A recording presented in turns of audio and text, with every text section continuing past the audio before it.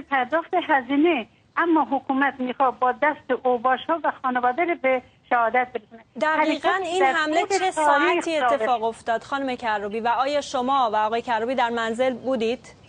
بله، ما الان 4 شب تمام منطقه رو اینا با آتش کشیدن، ولی امشب با تمام ادوات جنگی وارد شدن. تیراندازی‌های هوایی و زمینی که دارن میکنن وارد ساختمان شدن، ساختمان آتش کشیدن، اصلا ساختمان جای واقعا دیگه ایستادن توش نیست. حرکتی که من واقعا به شما میگم در طول تاریخ سابقه نداشته، این حرکت ننگین و زشتی که متاسفانه به دست عده اوباش داره به سر واقعا.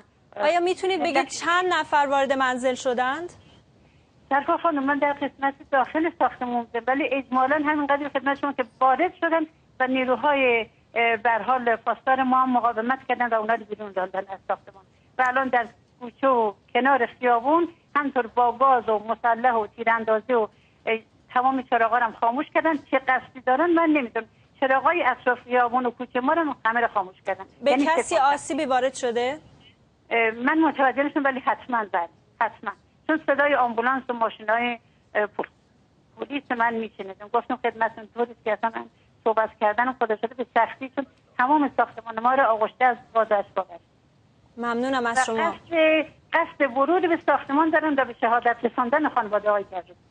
کاملا برنامه‌ریزی شده امشب، نسبت به شب‌های دیگه متفاوت.